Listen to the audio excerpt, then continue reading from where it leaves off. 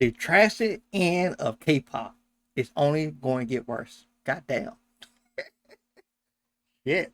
I still listen to K-pop, by the way. I just don't react to a lot of the groups because my groups don't be dropping shit. BTS, they in the army. Monster X, half of them in the army. It don't come back. Half of them back, but they haven't dropped nothing. Stray Kids come back is next month. SG, they taking forever to drop a fucking album. They're like my groups that I really love. They they they on vacation. Shit. They probably making music, but they on vacation. Shit. Since the K pop industry has been around for a long time, it's natural that it was subjected to some changes over the years, some good and some bad. However, in more ways than one, the industry has changed for the worse, and it's made us wonder, is this going to be the end of K pop as we know it? One complaint that a lot of K pop fans have had recently, which also showcases a big difference between generations of idols, is that it seems like new idols are competing for luxury brand ambassadorships rather than music. Gucci, Cosmo, Gucci, Cosmo, gone. So they look like models. You don't think brand deals gonna react to them like, hey, you want a deal? Cause they look like fucking models. I don't know who this guy in the middle is. He a K-pop artist? Like, like, damn, who the fuck is this? Like they all look like models. So it's like I'm not surprised. Or talent. Let's not get it twisted though. The appointment of idols as brand ambassadors is not a recent phenomenon. This Yeah. trend gained significant traction around 2016 when G-Dragon from Big Bang was named a Chanel ambassador. However, Blackpink's Jennie is mostly credited for truly setting the trend of luxury brands choosing K-pop idols as their ambassadors. In the past though, instead of trying to get brands to represent their idols, entertainment companies would try to get them into variety shows. Even when idols became ambassadors, it was typically for products like soju or fried chicken. In fact, being named an ambassador for a fried chicken brand was quite an important achievement for any Korean celebrity, including actors, idols, and comedians. Then, luxurious fashion brands started reaching out to K-pop artists, which was new for everyone in the industry and even fun in the beginning. Brands would usually choose their ambassadors based on whether their style matched their brand identity, and it would make sense for everyone involved. Not to mention, it wasn't important whether artists were represented by legendary That John Cook, I didn't see this picture. That's I want to say Taman. No, that's not Taman. Is it? No, that's Taman. That's John Cook. I didn't see this picture. Damn. fashion houses or not, because it was the music that mattered. However, in recent years, this landscape has shifted dramatically. Today, idols are not primarily celebrated for their skills and talents, but for their influence in the fashion industry and the prestigious ambassadorships they managed to secure, which has become ridiculous I can to some afford degree. that. These days, the priority for entertainment companies seems to have shifted. Rather than focusing on providing high-quality music and proper training for their groups and idols, their main concern seems to be securing ambassadorships with fashion brands. New Jeans had their first public appearance as a group at Chanel's opening event for No. 1 de Chanel Garden exhibit. Now, the members are ambassadors for brands like Gucci, Louis Vuitton, Celine, and Chanel, which happened just a few months after they debuted. Low key, if it's free, it's for me. If I don't gotta pay for it and they send it to me, I will monitor all fucking day. But I would tell them if you want me to sell your shit, I need to make music, goddammit. So I ain't gonna be going the wrong ways 24/7. If you want me to keep this facade up and telling people to buy your shit, I gotta work on my craft. So fuck walking the runway and going to fashion shows every fucking month. I need to drop albums, songs. Okay? Low key, that probably don't tell them that. Okay? They probably don't tell that. That label control everything. Except if you BTS or BTS or the older groups, you got control of your shit. But the newer groups, they don't got yes or no. Whatever the label say, you fucking do. You fucking do that. But the older group, they got control over everything. But I would tell them, I would promote the shit, but I gotta do my shit first. Without my shit, I don't have a fan base, and y'all not gonna pay me to run shit. So I gotta do my shit first, then you get your shit. They debuted. Similarly, SM Entertainment's Rise became ambassadors for Musinsa before they even debuted, and were bagged by Louis Vuitton just 4 months after their debut song was released. He part of Rise. He got a model face. All of them got a model face, but like when I first see him, I said who that is. That's crazy, ain't it? Oh, he part of that new group. I haven't reacted to it. So he got that it factor. Okay? He got, I don't know his name, but he got that it factor. Okay, if you look at somebody and say who that is, you got him. You got him. You got him. The most recent cases of this phenomenon are Islet attending Paris Fashion Week before they even debuted, and then becoming ambassadors for Acne Studios, while Baby Monster ended up getting represented by Pepsi and Adidas shortly before they released their first album. In hindsight, this should have been expected, as we have to factor in the influence of social media culture. K-pop idols, as global artists, provide brands with a lot of exposure and access to new customer demographics. Since brands aim to attract younger audiences, they try to build a positive association with them early on through these idols, so they remember. So you think a 16-year-old, a 17-year-old, an 18-year-old, maybe a 19-year-old, a 20-year-old, maybe got a good job, but 16, 15, 10, 12, well, them ages, not 20, not in their 20s, cause maybe they can't afford Gucci, but they may go broke. But the kids, y'all want the kids that 10, 11, 12, 13, 14, 15, 16, 17. Buy 2,000, $3,000 jacket. I went go look at them down Louis Vuitton jacket. Some are 15,000. Who the fuck y'all looking? Y'all must be talking about the rich kids, the rich kids. Cause if the kid going to his mom and say, "Mom, can you buy me this jacket?" and they look $15,000, the fuck I look like? Like Adidas, affordable. Pepsi, go to the store, grocery store, affordable. Louis Vuitton, no. Levi, affordable. $40, $50 for some pants, affordable. Louis Vuitton, Gucci, Chanel, Dior. Maybe the cologne affordable. You can buy the cologne, but that shit crazy.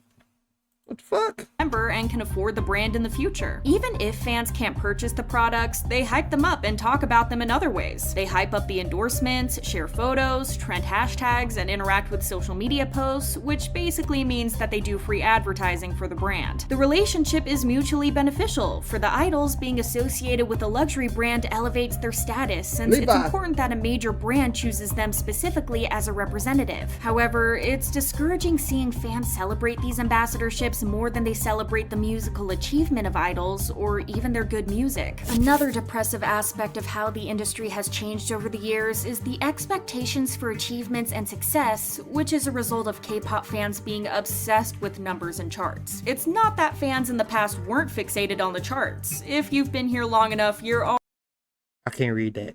I don't know what that say. I don't know what that say. Zero. What's zero? What this one? What this one say? Yeah, I got zero.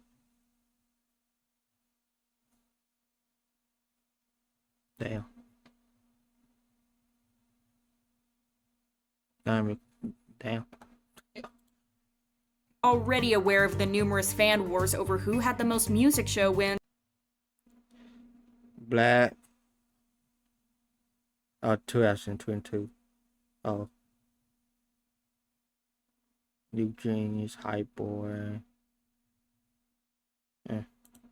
or the longest charting time on Melon. But at least back then, groups weren't being called flops just because a comeback did worse than their last release, or because they didn't sell a million copies of their albums. They were allowed to do decently without fans and the members fearing that it would be their last comeback and not get millions of views in their music videos. Now, artists have to dominate both digital and physical charts in Korea, the US, Japan, and beyond, must sell out stadiums, achieve astronomical album sales, rack up countless streams, and maintain top chart positions for extended periods. The list of expectations for them also includes awards alongside billions of YouTube views and perfect all kills and real-time all kills. Of course we're exaggerating, but it feels like if a group doesn't achieve all of these and more, then they're complete flops and will disband within a year. That, or they're going to be put in the basement so companies can spend more money on debuting a group that they think is going to achieve more. These unrealistic standards for artists have become a burden on everyone, to the point that household names like Twice, SHINee, or EXO get called flops if one release doesn't do well. How are I don't react to Twice, like Twice. No pun intended. They pretty good though. Shine. Whoever called them flops, you gotta meet me. Okay?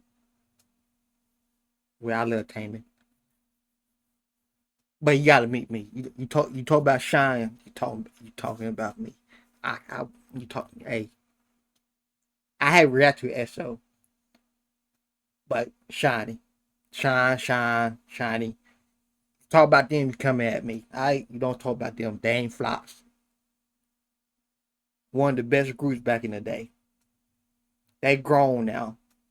They grown. They doing their own shit. They making their solos. They doing their own shit. But they wasn't flops. Okay? Shut that shit up. Okay? get called flops if one release doesn't do well? How are smaller groups even supposed to compete? As a result of the pressure of achieving these things in an industry as competitive as that of K-pop, companies are taking steps to keep up with the competition, even though they may be illegal. Of course, we're not saying that chart manipulation wasn't a thing in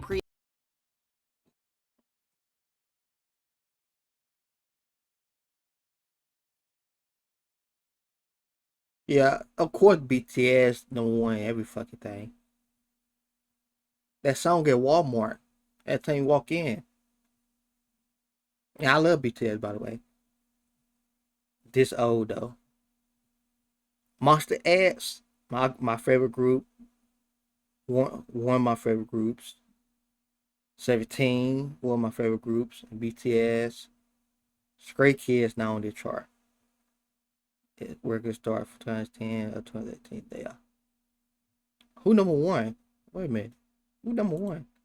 previous generations, but the use of dirty tactics to be at the top of the charts or to break records has seemingly increased. Just recently, Min Hee-jin accused HYBE of suggesting an advanced purchasing scheme involving 100,000 albums to boost New Jeans' initial sales numbers and surpass aespa's records. In another development related to the same issue, a former CEO of an entertainment agency, alongside 10 others, is facing trial for manipulating charts. Turns out that between December 2018 and December 2019, the former CEO, Mr. Geem, and his associates artificially inflated the streaming numbers of 15 songs on domestic music platforms, garnering over 1.7 million streams. Their method involved using numerous IPs and virtual PCs to access music sites with multiple accounts, effectively bypassing the systems intended to block these activities. While the issue is not low key, lock all the labels up, personally. And all the K-pop stars make your own label. Well, everybody can make their own label. The older groups can, but the newest group, they can't. Well, go solo. Get SoundCloud, get YouTube, make money off YouTube, then upload SoundCloud, Spotify, build your own fan base. Fuck these labels, because low-key, labels is the worst piece of shit business people on the planet. Cause labels, I think they be in the news more than any other businesses out there. Sports businesses, sports teams. The labels be fucking y'all. I'm gonna say it. And sometimes you can't do anything about it because that's in your contract. That's how life is. But they be fucking y'all. They go for American people too. American people, that artists be complaining too, like, oh, I can't get out my label, or my label won't let me release the album. Too down bad. You signed for the money, now you're stuck. You're stuck. You could have went solo. Could have went solo. Could have went independent. Independent, make a couple of 30,000, 40,000. But some people wanna go on tours. And they need money for tours. That's why they got labels. But like Bad Bunny, I think he got a label, but he's independent. So, and Bad Bunny sell out shows without his label funded it. That's crazy. If you can do that, I would never sign the label. If I can pay for my own tour and make the money back 10 times back, nigga, what? Shit. I'm doing that. I'm doing it. Like, low key, Taylor Swift, like, I don't know when her contract ends, but if it do end, she don't got to sign no more. What she need a label for? I think she made over like $3 billion on tour. Fuck them labels. Fuck. Not new, it greatly diminishes the image of the K-pop industry and its artists. There's also the problem of everything becoming too polished and rehearsed, even when it doesn't necessarily have to be. The only explanation for this could be the fact that idols get hate for even the smallest of things, but it's sad to see the change in everything. Let's take as an example dance practice videos. Back then, even though these videos were mostly there to show off the choreography, it was obvious that idols were having fun with it. In the past, idols would practice in everyday clothes, often without makeup, and the filming was simple with a stable camera and without any special effects or dynamic zooms or movements. This setup lent an authentic feel to their dance practices since it even caught minor mistakes, which made the idols feel real and more human. The sense of authenticity was increased by idols not acknowledging the camera, instead focusing on the reflections in the mirror as if genuinely practicing. It felt as though someone had casually decided to capture the moment, giving a more human and spontaneous impression. Recently, dance practice videos are produced with professional stage lighting, strategic camera angles, and coordinated outfits. The idols also wear makeup, making the videos feel more like polished music show performances rather than casual practice sessions to show the choreography. The same goes for the relay dance videos that groups and soloists do as part of promotions. Nowadays, relay dances are much more polished and professional as members always perform their own parts and the other members stand by their sides to enhance the choreography. What's clear though is that these sessions involve a lot of rehearsal and preparation, which wasn't always the case. Relay dances used to be fun and chaotic, and the fans got a chance to see the members perform the other members' parts in the choreography. However, looking at a ridiculous scandal that SF9's Dawon got into, it makes sense why idols would be careful with what they do. Back in 2020, when the group was promoting Summer Breeze, Dawon was called lazy and insincere since he hadn't taken the whole thing seriously. It came to a point that he had to make a public apology on Instagram livestream and even promised to do better in the future just because he was goofing off with the members. Lastly, let's discuss how the industry has I'm glad I'm not a K-pop or idol. That would call me lazy. Cause I'm goofing around at dance practice that we always shot a music video for. If maybe it's the American in me. I lazy. He apologized. Let me see.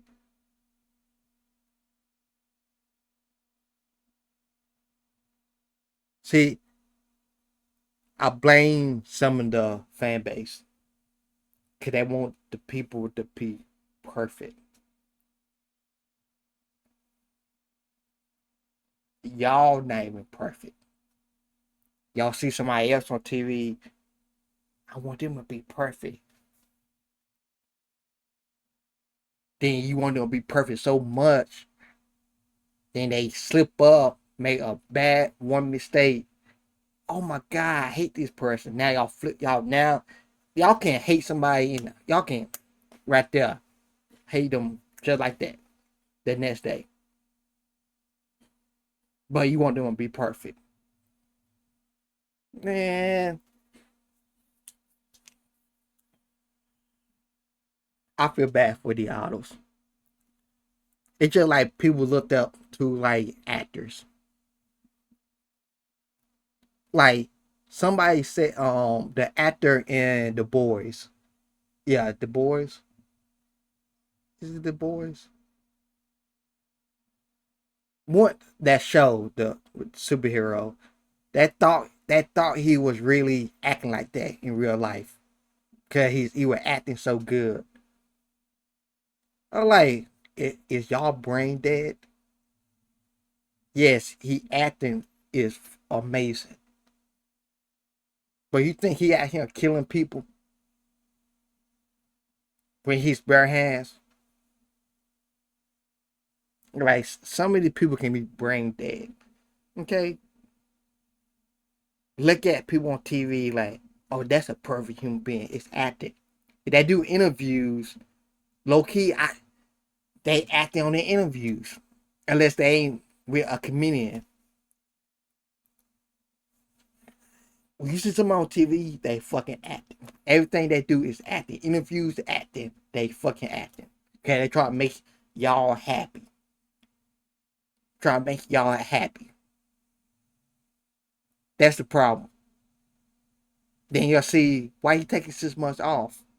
Cause he going through it right now. Trying to make everything happy. They get caught with girlfriends or boyfriends. Oh, why you got a boyfriend? Why you got a girlfriend? So what? So what? What they gotta do with anything? He can still dance, make music. He can still hang out with the boys, or she can hang out with the girls. Without having boyfriend girlfriend relationship. Okay, that was wrong with K-pop. The the like that was going fucking insane. On Instagram live stream and even promised to do better in the future just because he was goofing off with the members. Lastly, let's discuss how the industry has overall changed because of social media, mainly TikTok. This is a phenomenon that's happening all over the world, not just in Korea. A notable change is the shortening of songs, which shows just how much influence the platform has on music trends. Actually, many artists have voiced concerns about their label's pressure to produce music tailored for social media, often focusing on catchy parts or potential for viral dance challenges. There's another theory that songs are getting shorter because people's attention spans are shorter too, so songs need to grab listeners quickly or they'll just skip to the next one. Another argument to take into consideration is that low key, TikTok didn't do that for me. It started like 3 years ago. TikTok didn't do that for me. Yeah, now it's worse. Like it's like it with me. It's love songs. If it ain't no upbeat love song, I'm going to the next song. I'm going to the next song. It got to be an upbeat tempo love song, or fast paced or catchy love song. It be a slow song. Fuck it, I'm going to that song. streaming platforms pay artists only if a song is listened to for at least 30 seconds, so shorter songs can earn more money because listeners reach the catchy parts faster. Plus, people tend to play shorter songs more often, which benefits the artists and the labels. Choreographies are also getting easier just because companies hope that certain parts will turn into trends. An official said, "It is true that dance challenges became essential as soon as an album was released. As a result, there has been a tendency to focus more on point choreography rather than singing while producing music. However, not many people consider just how tired idols are of these challenges. Sure, it's great to see idols interact for a TikTok video without them worrying about dating rumors, but the truth behind these videos makes us appreciate how hard they work for everything." Chico, who started the TikTok challenges and made them a trend, explained what idols have to do just to get a video with another idol. He said, "Usually, singers have to rest or practice in the waiting room during breaks, but these days, they have to meet colleagues during that time because of the dance challenge and know each other's choreography. Even Red Velvet Tsugi called the whole thing excessive and said that companies should think of other ways to promote music. Shorter songs and easier choreography make the music industry feel very lazy and uninspiring, which is a depressing contrast to how everything used to be. Considering the prioritization of profit over artistry and quality music by money-driven companies, it unfortunately appears impossible that the situation will improve in the future. Uh, I read to one of these videos in a long time. I seen it and I had to say something about it. Yeah, is K-pop is dying? Nah. Is it getting close? Maybe.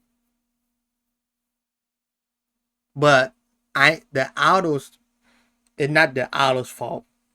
Okay, it's the labels. Like, yeah, most people in America say they act like robots. It's not the idols' fault that they act control. The labels is money hungry.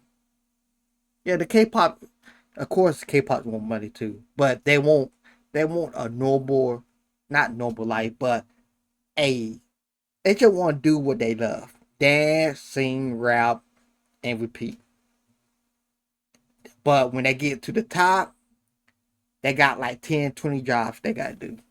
You gotta do this, do this, do this, do this, do that, do that, do this. I gotta make this happen. Oh, I gotta FaceTime this person.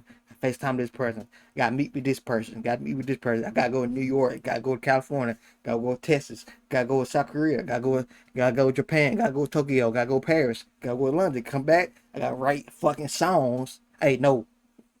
Pause that. Make the song 1 minute for TikTok.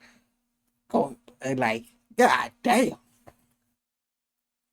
Like shit. Like that what happened in Blackpink. They dropped no album in a long time. In a long time. And that was the #1 female group. They were going crazy. Then people was like, damn, they ain't dropping no music or nothing. Then now they doing their own thing now. Solo, own label. Cause the label be fucking everything up. That's why I like my people independent. Cause guess what? When they independent, they still making like 20, 30,000 on meet and greets or a little concert, making a little 30,000. And guess what? They dropping songs every other week, dropping albums every other fucking day. Not every day, but like every month they drop an album. Labels, no drop that yet. Wait 3 months, then drop it. We gonna do promotion, then we gonna drop the album. Like, just do 1 week of promotions and drop an album. That's all you gotta do. Jesus Christ. Y'all controlling these motherfuckers like we own y'all. Some part, y'all own them in contracts. If they break it, of course they gotta pay you. So they not gonna break it. But once they get out, guaranteed they not coming back. Unless you offering them $200 million. If you don't, guess what? American labels, they will find a way to pay them that $200 million. They will pay. They will. American people, the labels, they will find a way to steal your artists. They will find a way. they will.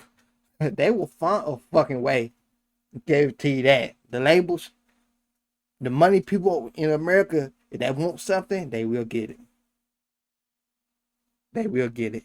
They will find a way. But anyway, that's what I gotta say on this. Do I think K-pop is the end of K-pop? No. You can't really end anything because so many fan bases. It can't. You can't. You can't end. It just can't. It just fucking can't. So no, I don't think it's the end. Where it slowed down, of course, it will slow down because people getting burnt out. People getting burnt out. That's about it. But it always a comeback. Somebody gonna always have a comeback and help K-pop back on top again. So it just like, oh, hip hop dead? No, hip hop not dead. Somebody gonna come back and uplift it. Is R&B dead? Somebody gonna come back and uplift it. Somebody always come back and uplift it. It's never dead. Never. It just slowed down just a little bit. That's all. Just slow down. Just a little bit. Then it'll get the energy back. That's all I gotta say. See y'all in the next one.